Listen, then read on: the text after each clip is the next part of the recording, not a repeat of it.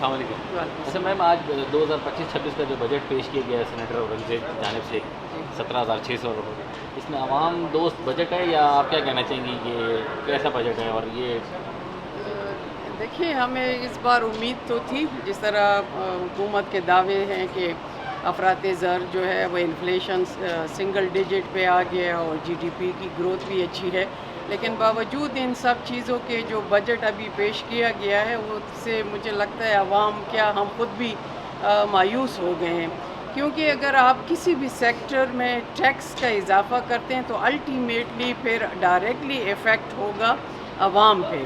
تو جس طرح اب اگر انہوں نے جس طرح کہا ہے کہ آئی ٹی سیکٹر میں بڑا اچھا فائدہ ہو رہا ہے اور زر مبادلہ کمایا جا رہا ہے، اور دوسری طرف پہ آپ اگر ٹیکس ڈالتے ہیں تو ڈیفینیٹلی آپ ان جو فارن ریزرو ہیں اس کو آپ ٹیکس کریں گے، تو وہ جو ہمارا ینگ طبقہ ہے جو خود ہی اپنا روزگار پیدا کر رہے ہیں وہ مایوس ہو رہا ہے. تو اس طرح کی چیزیں جب کریں گے تو مجھے تو نہیں لگتا کہ اس سے کوئی اچھا اثر پڑتا ہے. اگر ایک طرف ٹیکس سلیب کو کم کیا جا رہا ہے تو دوسری طرف جو تنخواہ میں بڑھوتی ہے وہ 6% ان کے منہ میں زیرہ دینے کے برابر ہے.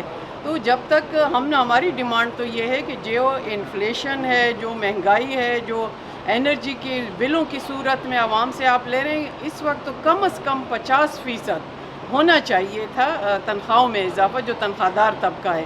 اور دوسری طرف جو کاروبار کرتے ہیں اس کو بھی اگر آپ اس طرح سہولت نہیں دیں گے تو ڈیفینیٹلی میجورٹی جو ہے وہ عوام سفرر ہے. اور اس بجٹ کے بعد مجھے لگتا ہے کہ مزید یہ تشویش بڑھتی جائے گی. یہی پازیٹیو تقریر اگر اپوزیشن اندر بھی ایسے کرے، عمران خان کو رہا کرو کے علاوہ بھی کوئی بات کی جائے تو کیا وہ زیادہ بہتر نہیں ہے؟ بالکل.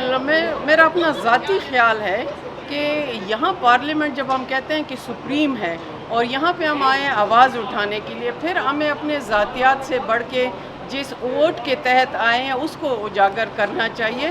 احتجاج کا طریقہ ایک ہوتا ضرور ہے، احتجاج آپ ریکارڈ کراتے ہیں، لیکن اس سے بہتر یہ ہے کہ آپ کرٹیکلی جو اپنی تنقید ہے وہ ریکارڈ پہ لے آئیں اور تجاویز دیں کہ حکومت مجبور ہو جائے اور اس کو مان لیں. یہ تو پھر ظاہر ہے نہ وہ خود سنتے ہیں نہ کسی اوروں کو سننے دیتے ہیں. Thank you.